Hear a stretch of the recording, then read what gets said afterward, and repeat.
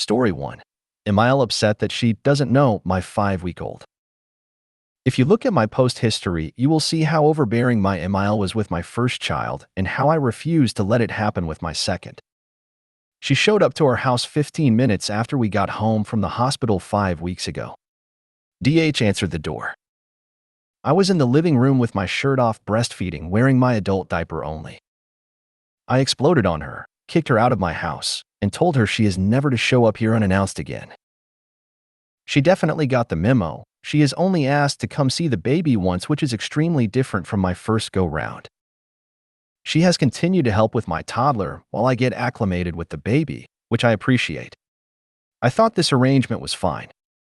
Until she called me crying this morning and said she doesn't know and hasn't had the opportunity to bond with my 5-week-old. I told her it's a newborn. The only people they need are their parents. Bonding will come much later. She got upset and told me she doesn't have as many years ahead of her as we do. The conversation awkwardly ended. I think this dynamic is very confusing to her, as I unfortunately let her dominate my postpartum experience the first time. It's hard to explain and put up boundaries that are very different than I had with my first kid. Breastfeeding did not work out again with this baby. I'm not ready for her to know I'm not BF.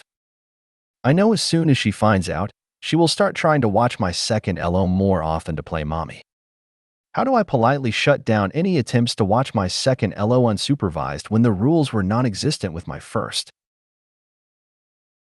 Comment 1. Keep your boundaries, but if your husband really does want her to meet the baby, I suggest either doing so in public or going to her, where you can leave the minute you feel uncomfortable. Comment 2.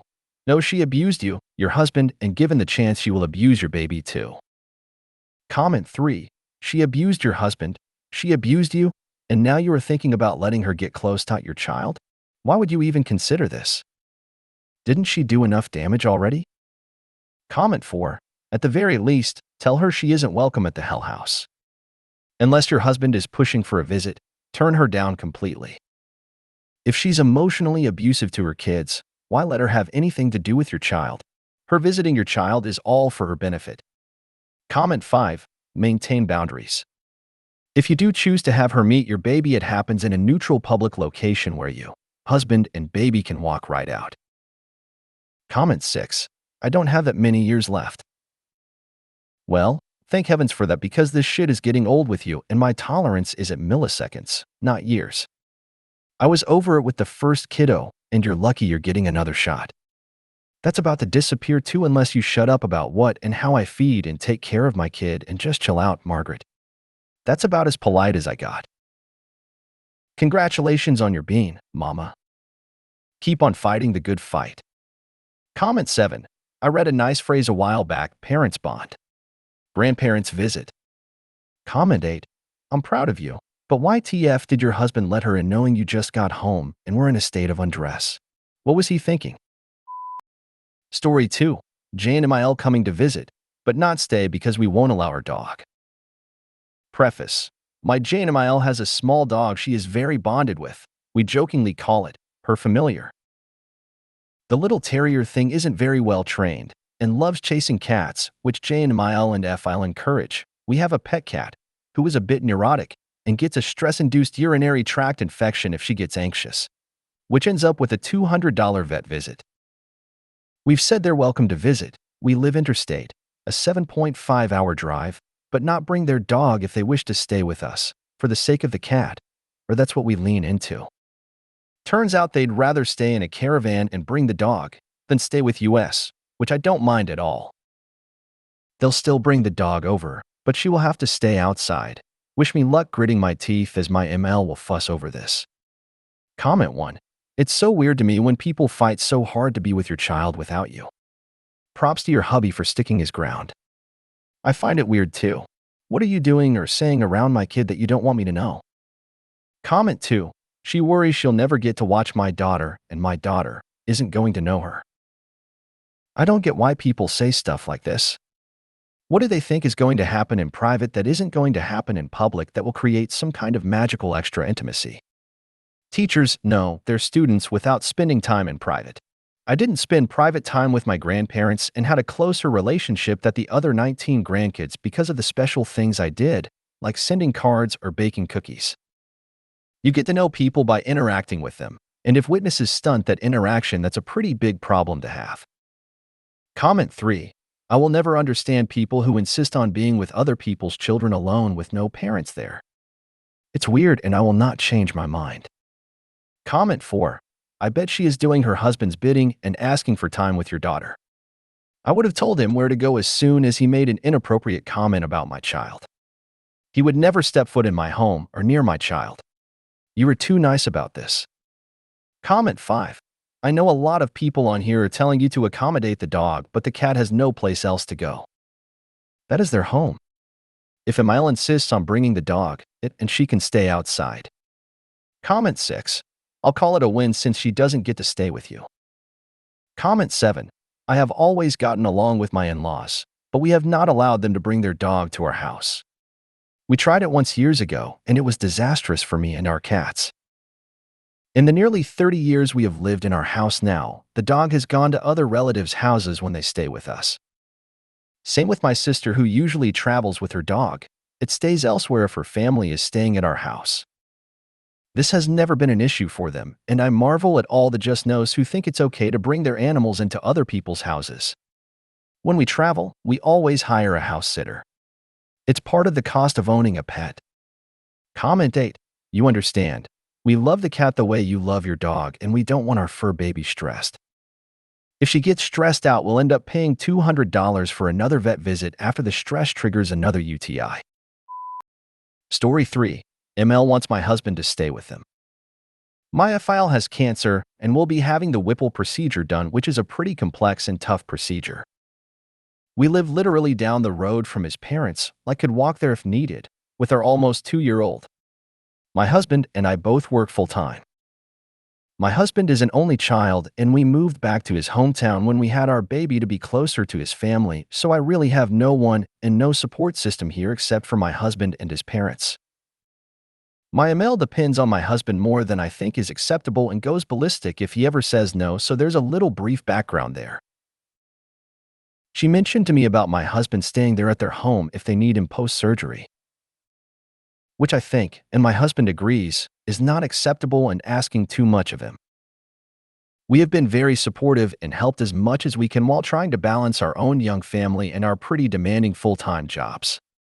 My FL is on Medicare, so I'm pretty sure Medicare will pay for an in-home nurse/post-surgery facility if help once he gets home is needed. If he needs care enough that my husband would need to stay the night there, IMO, they need to hire a medical professional to help and not depend on my husband, who has his own life, job, and family. I don't mean to sound harsh, but it's taken a large toll on everyone's mental health and has really had a trickle-down effect on all of us, and I just feel like this expectation, not ask, it's expected, is crossing a line. Edit. Just for clarification, as several folks in here are incorrectly speculating on his cancer/situation. He does not have pancreatic cancer, he has bile duct cancer, to which he has already taken chemo to beat it back, and is now eligible for the Whipple due to the success of the chemo. It's an option that could give him more time, otherwise he would be taking chemo indefinitely for who knows how long.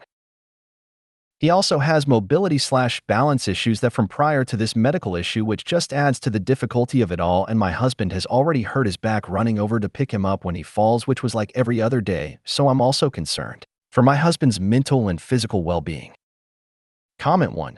There's nothing wrong with what you're asking, but your ML is unlikely to accept that and will keep pushing. I'd recommend going on the attack. Maybe something like this. We know you're disappointed, but we're also disappointed about how you're making the birth of our child all about your wants and needs. You should be supporting us and our needs. We have made an effort to accommodate you and to arrange for you to see our child within 36 hours. If that's not good enough, or you continue to hassle us about our reasonable choices, we will extend that time. That's it. It's your choice how we proceed. Comment 2. Her own mother was there to hold her children when she gave birth. Her own mother, not MIL, her own. Tell her that your own mother will be there. Comment 3. No, you're not wrong in the slightest. You've told her your boundary and reasoning. No need to discuss it anymore, explain, or defend it. That conversation is over. We have told you our decision and we won't discuss it any further. Then just let her sulk or complain. If needed, remove yourselves from her company. And let the hospital staff know. Congrats on your pregnancy and the soon-to-be baby. The two of you will do amazing. Comment 4. She cried over how her own mother was there for ML's labor and delivery. Good for her. JustNoMil is not your mother. Your mother will be with you, if that's what you decide. Time for your JustNoMil to understand that she's not your mother. Comment 5. Didn't even have to read it all. My in-laws visited way too soon after I gave birth because my husband pressured me into it, and I harbor very strong resentment for this even more than a year on. She sees who she wants to see, and it is your job to stop anyone else from getting to her. She may forgive, but she will never forget the way you make her feel in her most vulnerable time. Comment 6. Medicare will pay for a skilled nursing home/rehab center so he can recover post-op and get some therapy to gain strength and return to his prior level. He should not go straight home. He should go to a subacute skilled nursing home to be observed and have wound care and pain relief. Comment 7. If he needs that much care, perhaps a rehab situation is best to get him back on his feet and feeling better before he comes home. Medicare/Medicaid will pay for this if his doc recommends it. Comment 8. This is a huge surgery, and I would expect FL to be in a nursing facility afterward for continued care. My DL's father had a Whipple and it saved her father's life. As some do, he became a diabetic afterward. This would also indicate extended care was needed. Comment 9. Unfortunately, your husband needs to speak up and tell your ML no. Comment 10. Medicare will not provide around-the-clock care. An inpatient rehab stay would probably be best until FIL can get around again. If you made it to the end of the video, thanks for watching. Don't forget to like, subscribe, and share, and we will see you in the next video.